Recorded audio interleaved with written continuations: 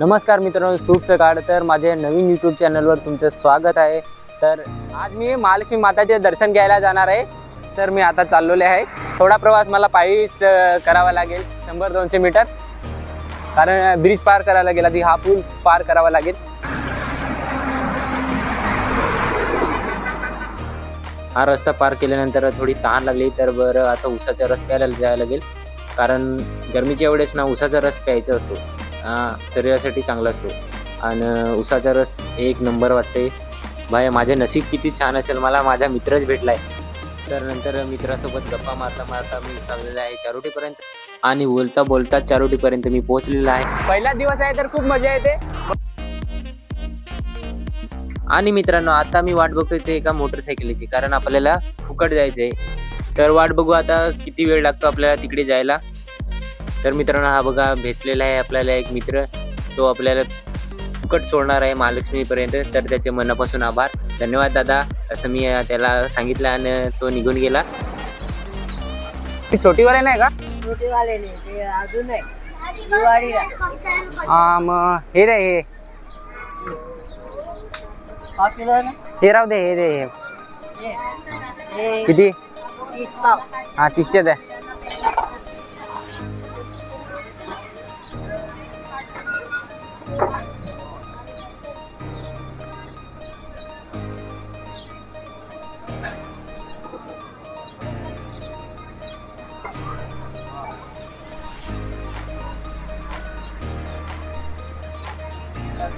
बस.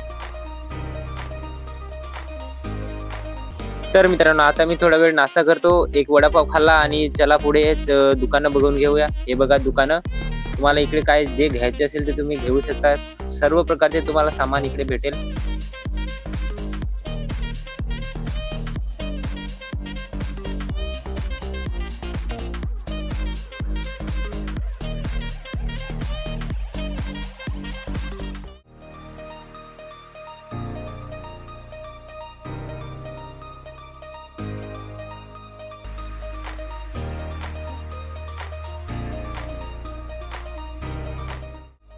तर मित्रांनो, आता चाललंय मी मंदिरात, सगळी दुकानं वगैरे फिरून झाली आहे. आता आतुरते आहे ते आईचे दर्शन केलं आहे. आणि समोर आपल्याला दिसते ते इकडे काय सांगतात, ती पूजेची थाली वगैरे सगळं काही मिळते आईला भेट देण्यासाठी. तर आता जाऊया.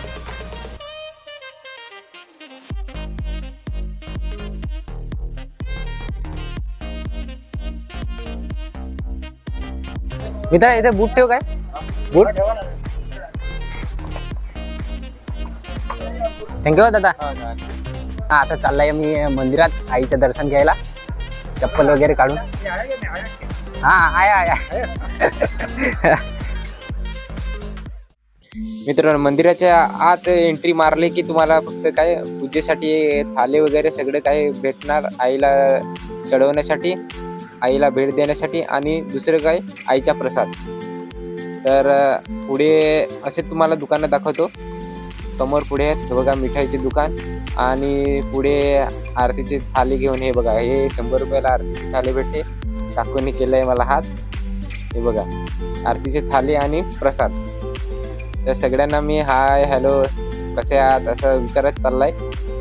आणि खास करून मित्रांनो, हे बघा समोरचे दादा, हे तर मला प्रसाद देत होतं, पण मला वाटले विकत देतात की काय, पण नाही, मला चव घेण्यासाठी देत होते, प्रसाद म्हणून देत होते. पण नंतर मला कळलं. तर नंतर बरं जाऊ दे आता काय. आणि मित्रांनो, हे समोर दिसते तुम्हाला, हा रस्ता आहे मंदिरात जायचा. ह्या साईडने तुम्हाला जायचंय. जसं मी जातो तसं तुम्ही पण जर आले तर जायचंय मंदिरात.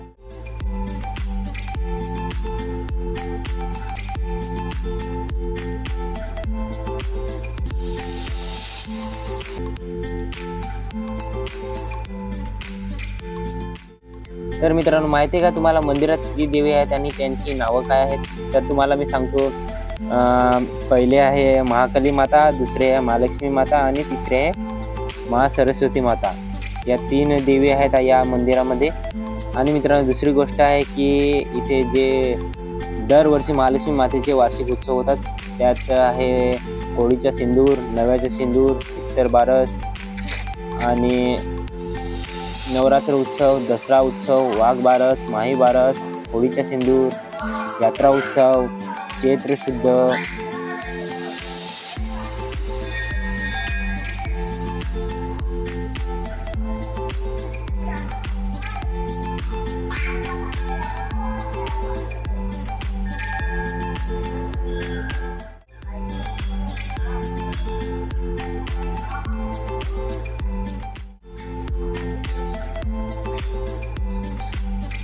आणि मित्रांनो हा बघा गणपती बाप्पाचा एक श्लोक आहे.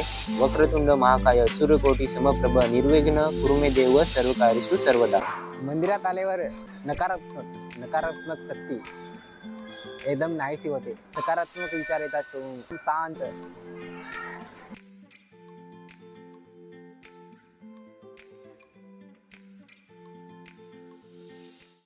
आणि मित्रांनो एक तुम्हाला गोष्ट सांगतो. माता महालक्ष्मी देवी मंदिराबाबत मंदिराचे पुजारी सांगतात की प्राचीन काळी एकदा करवीर निवासिनी श्री माता अंबाबाई देवी कोल्हापुराला वरदान देऊन 100 वर्षासाठी कोल्हापूर शक्तीपीठ सोडून हिमालयाकडे जाण्यास निघाले. त्यावेळी पांडव जे वनवास घालवत होते, आई डहाणूला पोहोचले तेव्हा खूप रात्र झाली होती. त्यावेळी तिला भीम भेटला. भीमाने सजलेले मातेचे सुंदर रूप पाहिले तेव्हा तो तिच्यावर मोहित झाला. त्याने आईसमोर लग्नाचा प्रस्ताव ठेवला. त्याचा हेतू स्पष्ट न दिसण्यासाठी आईने अट घातली, तुम्ही एका रात्रीत सूर्या नदीवर धरणे बांधाल तर माझे लग्न होईल, असे माता म्हणाली. भीम नदीवर धरण बांधू लागला तेव्हा आईला आपत्ती येणार आहे असे वाटले. तेव्हा तिने कोंबड्याचे रूप धारण केले आणि टुकुडुकू असा आवाज केला. सकाळ झाली असे भीमाला वाटले आणि त्याने आपला पराभव स्वीकारला आणि तेथून निघून गेला. रानशेत जवळील भुसाळ डोंगरावरील एका गुहेत आई बसली. वेळ निघून गेली. मातेच्या दर्शनासाठी आदिवासी लोक गुहेत येऊ लागले. एका आदिवासी महिला भक्त गरोदर असतानाही आईच्या दर्शनासाठी गेली. डोंगरावर चढत असताना तिला चक्कर आल्यासारखं वाटलं. ती बेशुद्ध पडली. आईला त्याचे वाईट वाटलं. आई म्हणाली, आजपासून तू वर येऊ नकोस, मीच खाली येते आहे. आई डोंगरावरून खाली येऊन वाडवडी गावात स्थायिक झाली. आणि मित्रांनो महालक्ष्मी हे फक्त मंदिराचे नाव आहे आणि मूळ गावाचं नाव आहे वाडवडी गाव असं आहे. आधी मला पण माहीत नव्हतं. नंतर जेव्हा इथं येऊन विचारलं तेव्हा माहीत झालं. तर मित्रांनो आता हे आईच्या दर्शनासाठी जे पर्यटक आले म्हणजे जे माणसं आले ते यांना दाखवतो तुम्हाला मी कसे प्रकारे दर्शन घेतात कसे नाही. तर हे बघून घ्या. आणि आपल्याला आतमध्ये एंट्री नाही मिळत त्याच्यामुळे आपण आतमध्ये जाऊ शकत नाही व्हिडिओ काढायला ब्लॉग बनवायला. त्याच्यामुळे सगळं काय मी जे ब्लॉग बनवते ते बाहेरनंच बनवते.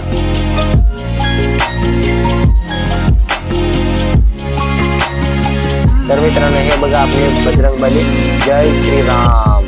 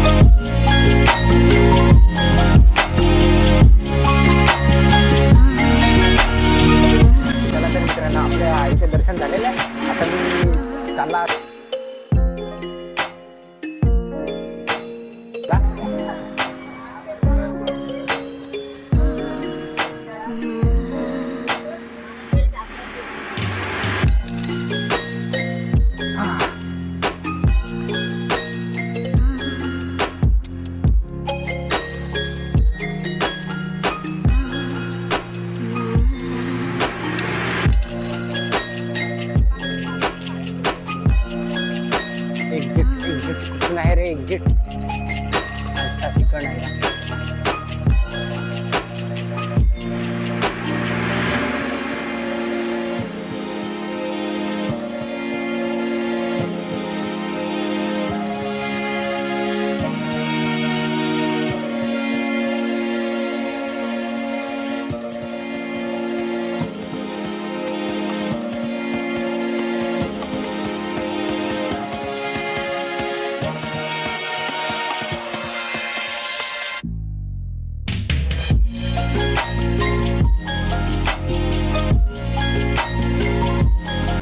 तर मित्रांनो, व्हिडिओ कसा वाटला, माझा ब्लॉग कसा वाटला, जर आवडला असेल नक्की लाईक करा, सबस्क्राईब करा आणि शेअर करा. तर धन्यवाद आणि भेटूया पुढच्या ब्लॉग मध्ये. तर मी रानशेत महालक्ष्मी गडावर नंतर जाणार आहे, त्या ब्लॉग मध्ये भेटू लवकरच.